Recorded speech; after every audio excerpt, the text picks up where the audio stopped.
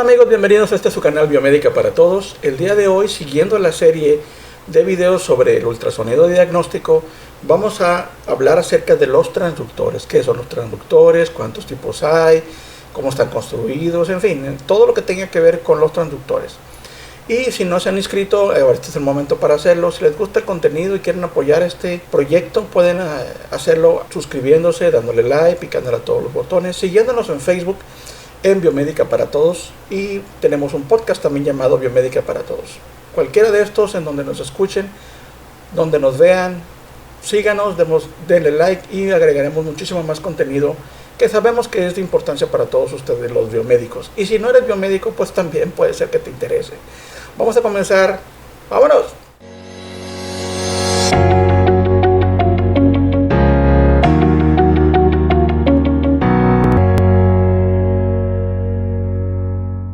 Muy bien, para hablar de los transductores necesitamos saber qué es un transductor. Un transductor es un dispositivo que transforma información de un tipo en otro. Usualmente en biomédica los utilizamos para tomar información de la naturaleza y convertirla en algo que podamos utilizar en algún dispositivo. Los transductores también reciben otros nombres, como son sensores, actuadores, detectores, y todos ellos realizan funciones similares. Esto es, tomar información de algo que necesitamos en la naturaleza, puede ser temperatura, presión, altura. En el caso de los ultrasonidos, pues sonido, puede ser luz, en fin, todo lo que necesitamos detectar de la naturaleza que podemos considerar como información análoga. Los sensores y transductores lo convierten en información que podamos utilizar en los dispositivos electrónicos. Esto es, que lo convertimos de algo análogo a algo eléctrico o electrónico en su defecto, o inclusive hasta digital. En biomédica son muy importantes porque prácticamente la biomédica no existiría sin ninguno de ellos. Muchos de ellos los vamos a analizar conforme vayamos viendo los diferentes equipos que los utilizan. En el caso del día de hoy hablaremos de los transductores para ultrasonido. Antes de continuar, es importante que ustedes entiendan que todos los sensores, detectores, transductores o cualquier dispositivo que ustedes vayan a utilizar para detectar o para obtener información de alguna parte, todos tienen más de un nombre registrado dependiendo del uso y el tipo de información que vayan a procesar. Cuando ustedes pidan o necesiten un transductor, deben ser bastante específicos sobre qué tipo de transductor utilizan. A veces yo les comento que son componentes o son piezas que tienen nombre y apellido. Esto es, que no solamente con decir necesito un transductor, ok, transductor para qué, de qué, dónde lo vas a usar, qué información vas a obtener, y más que nada cómo es que está construido, porque de toda esa información depende el que ustedes obtengan la pieza que ustedes necesitan. Hablando, por ejemplo, si yo necesito un transductor o un sensor de altura, pues yo necesito un sensor de altura para X dispositivo, puesto que el sensor no va por sí mismo, sino que va en un dispositivo que es el que va a permitir tomar esa información, procesarla y de alguna manera registrarla o hacerla visible. En el caso de los transductores para ultrasonido es igual. Si recuerdan, cuando vimos en el video sobre la electricidad, de cómo se generaba la electricidad, había una de las formas en que se generaba, que era por medios mecánicos. Esto es, realizando compresiones de diversos materiales como cerámicas o cristales, se generaba una diferencia de potencial en sus extremos que generaba una corriente eléctrica. Muy bien, en el ultrasonido, la base para poder generar el sonido y para poder recibir la información de los ecos generados en el paciente es con estos componentes. Esto es, en el transductor se encuentran acomodados cristales que, al ser estimulados con una corriente eléctrica, estos a su vez son deformados, vibrando a la frecuencia que le establezcamos. Esa frecuencia es transmitida a través del agua en el interior de una persona, de un paciente, y el mismo cristal que transmite es el mismo cristal que recibe. Y durante ese proceso realiza exactamente lo contrario que se realizó cuando fue estimulado por la corriente eléctrica o con la frecuencia de la corriente eléctrica, que es, al momento de que el sonido llega y lo golpea, este a la vez se modifica internamente, generando una diferencia de potencial en los extremos del cristal. Esto permite no solamente que el cristal transmita frecuencias de sonido, específicamente frecuencias de ultrasonido, sino que también permite que ese mismo cristal reciba la señal de rebote en forma de ecos del interior del paciente. Habiendo recibido esa información, es procesada por diversos circuitos electrónicos dentro del equipo, pero en sí la base para poder obtener la información es esa. El cristal transmite una frecuencia de ultrasonido a través de un impulso eléctrico con el cual se es estimulado y a la vez recibe la señal del interior del paciente y la transmite a través de impulsos eléctricos como diferencia de potencial. Ahora, en los transductores para ultrasonido se pueden encontrar desde configuraciones con un solo cristal que hace el trabajo de transmitir y recibir, hasta muchísimos acomodados uno junto al otro en forma de tándem o batería. Pueden llegar hasta 128 o 130 cristales dependiendo del fabricante y dependiendo del tipo de transductor. Entonces podemos tener una sola imagen en un solo pulso, o podemos tener la combinación de las 120 y tantas. Hay desde 64 hasta 130 alrededor cristales acomodados, y cada uno de ellos transmite y recibe. Cómo transmite y cómo recibe lo veremos en el siguiente video cuando hablemos del frontend. En este caso, lo que nos interesa saber es que internamente es un acomodo de cristales que transmiten y reciben los que generan la información. Antiguamente y en un principio, el cristal que más se utilizaba para fabricar los transductores era el cuarzo. Era bastante abundante y era muy fácil de manejar y se podía lograr imágenes de muy buena calidad. Pero fueron reemplazadas poco después por las cerámicas especiales. Estos dos tienen un pequeño problema, que son muy frágiles. Por eso los primeros transductores, en cuanto los golpeabas con cualquier cosa, casi de inmediato se quebraban. Y muchos de ellos, por el trabajo intenso de los mismos médicos al realizar los estudios, se descomponían o se dañaban internamente. Fueron reemplazados ya últimamente por materiales piezoeléctricos, y de esos hay muchos en el mercado. Son mucho más flexibles, mucho más fáciles de manejar, mucho más económicos, y se pueden acomodar de muchas maneras que los cristales no permiten. Ahora, sigue habiendo transductores de cristales de cuarzo y de cerámicas, sí, pero cada vez son menos porque la fragilidad les ha hecho muy difícil su comercialización, y muchas veces el médico lo que busca es transductores que les duren más tiempo, pero siguen siendo una opción. Los transductores de ultrasonido, a grandes rasgos, se dividen en dos grandes grupos. Esto es los transductores mecánicos y los transductores electrónicos. ¿Cómo reconocemos uno de los otros? Muy sencillo. Cuando el transductor tiene una sección interna que genera algún movimiento, estamos hablando de un motor, algún vibrador o algún elemento que haga que el transductor se mueva internamente, estamos hablando de un transductor mecánico. Y al contrario, los transductores electrónicos no tienen ninguna pieza móvil, por lo que lo hacen mucho más ligero y mucho más económico. Actualmente es muy difícil encontrar transductores mecánicos, puesto que muchos de ellos han quedado desplazados por los electrónicos, pero como veremos más adelante, hay cierto tipo de transductor mecánico que sigue siendo el que domina el mercado. Solamente es un tipo, lo vamos a ver más adelante, pero lo importante hasta este momento es que ustedes sepan que existen estos dos tipos.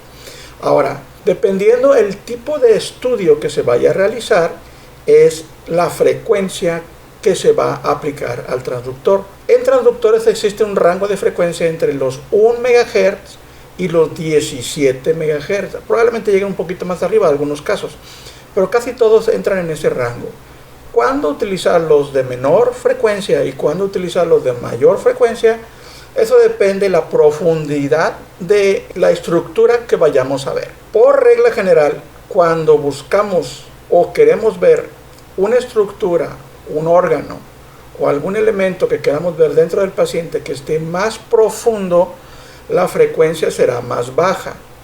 Y si lo que queremos es que esté menos profunda, esto es, más cerca de la piel, utilizaremos un transductor de una frecuencia más alta. Esto tiene que ver con un elemento físico en el agua. Cuando bebemos el agua a frecuencias más bajas, las ondas llegan más profundo. Y cuando las movemos a frecuencias más altas, el rango de movimiento del agua es menor.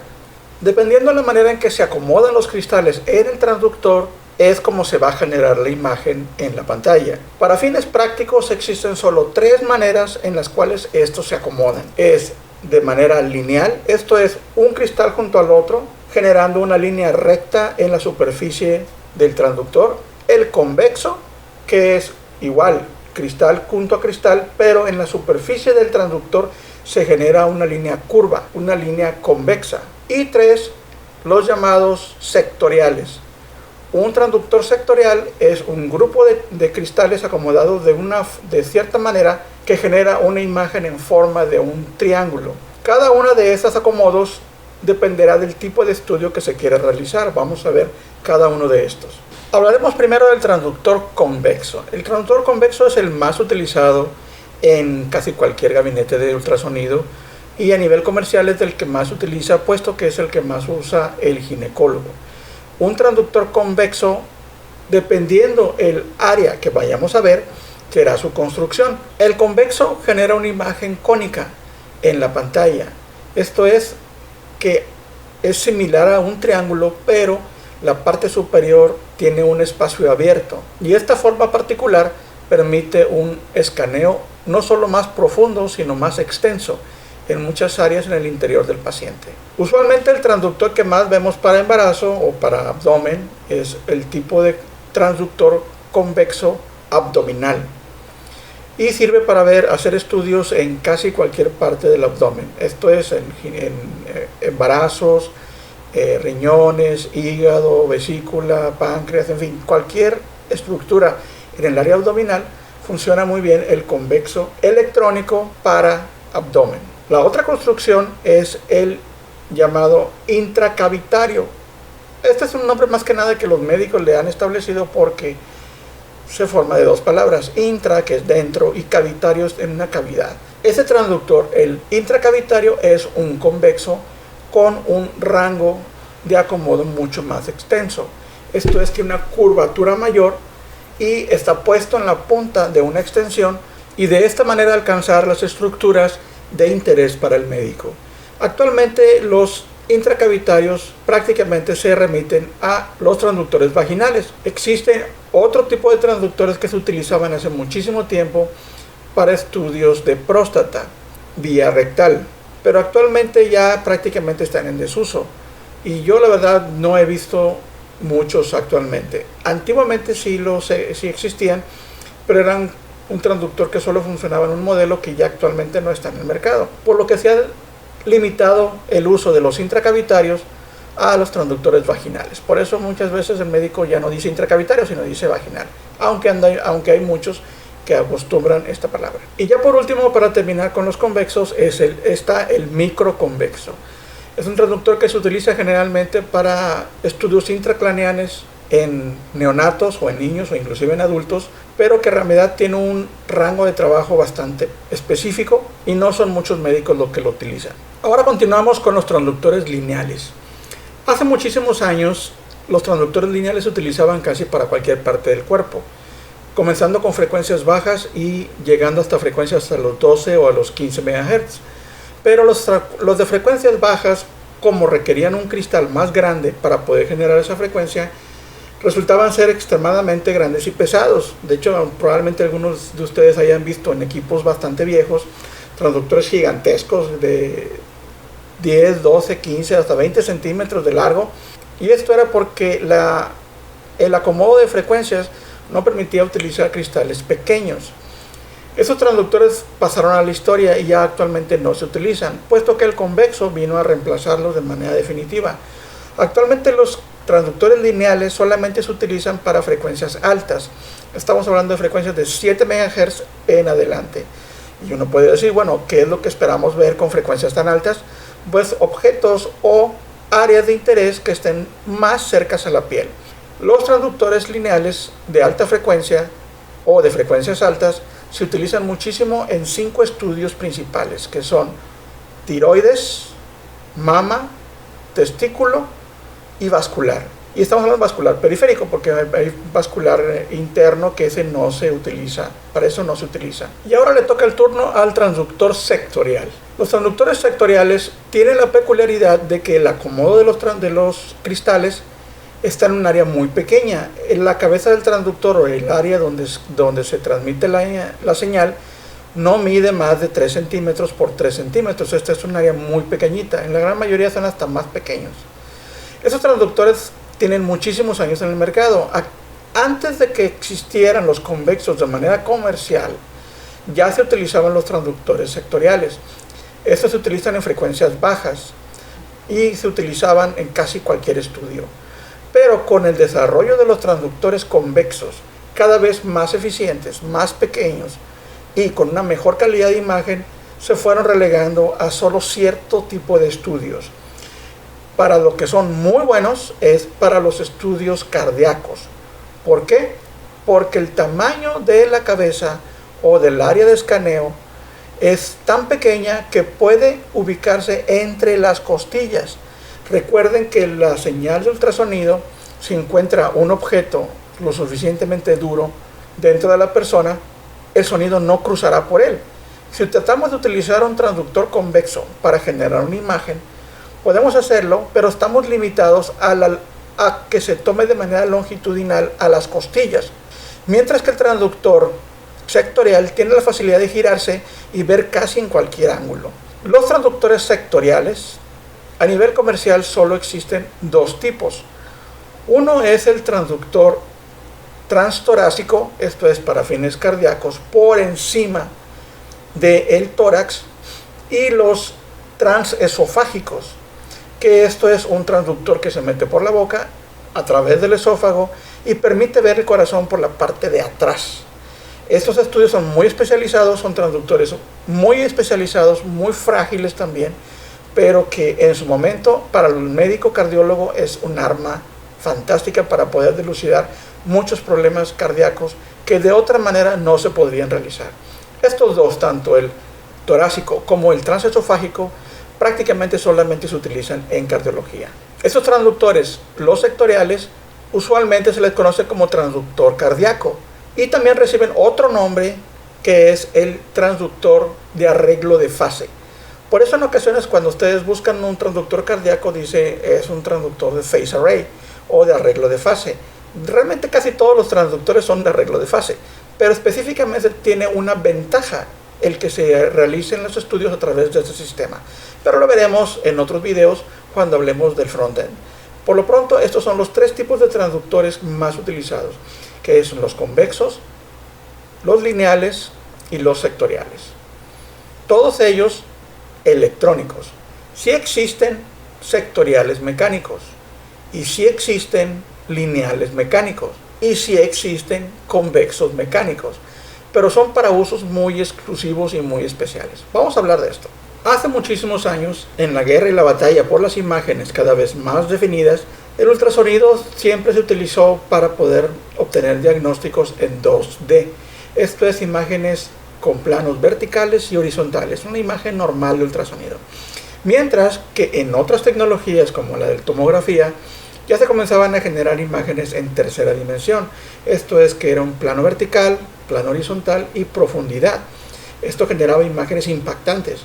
El ultrasonido por mucho tiempo trató de realizar imágenes en tercera dimensión, pero todas las grandes marcas solamente presentaban imágenes no de muy buena calidad y para realizarlo se requería ser malabarista o tener una capacidad de movimiento de los dedos increíble, porque la verdad te llevaba muchísimo tiempo generar una imagen que de verdad valiera la pena.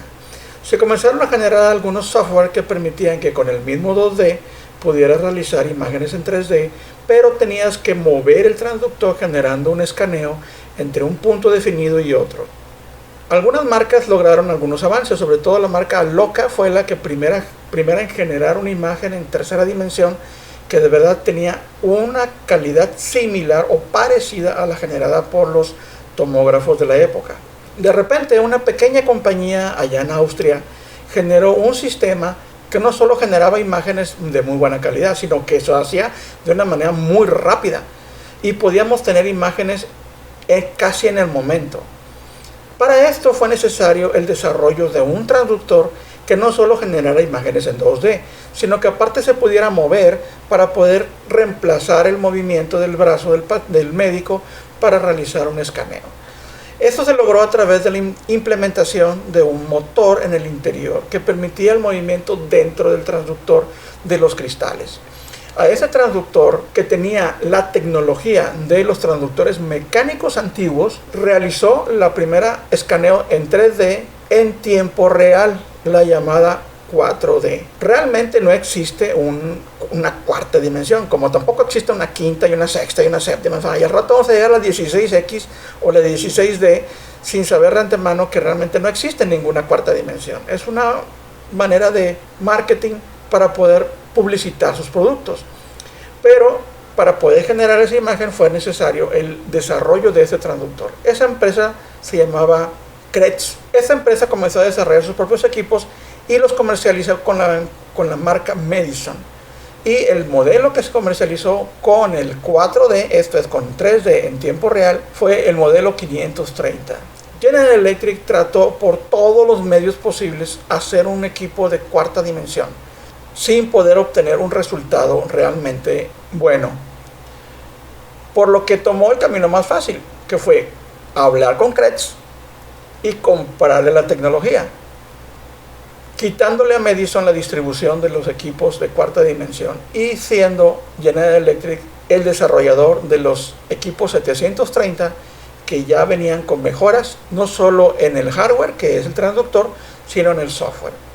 Cuando se comenzaron a generalizar los equipos con cuarta dimensión, General Electric quiso dar un paso adelante y no solo generaba imágenes convexas, sino que aparte desarrolló un transductor lineal, esto es, con una cabeza lineal, con movimiento para generar imágenes en tercera dimensión también, o en 4D cuando había movimiento.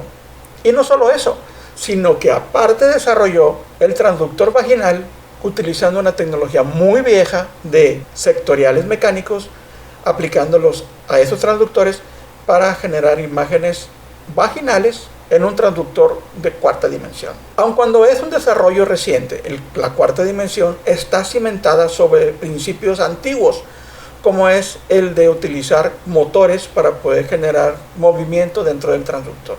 Esto ya se veía desde hace muchísimos años, pero el ingenio de la Kretz fue utilizar las dos tecnologías para obtener un producto de verdad impresionante.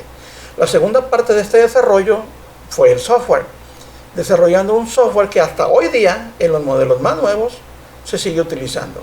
Hoy día, si abres un equipo E8, puedes ver que muchas de sus tarjetas, por no decir todas, tienen el sello de Kretz, porque siguen desarrollando tecnología para General Electric. Actualmente hay un transductor que viene a reemplazar los transductores mecánicos para 4D.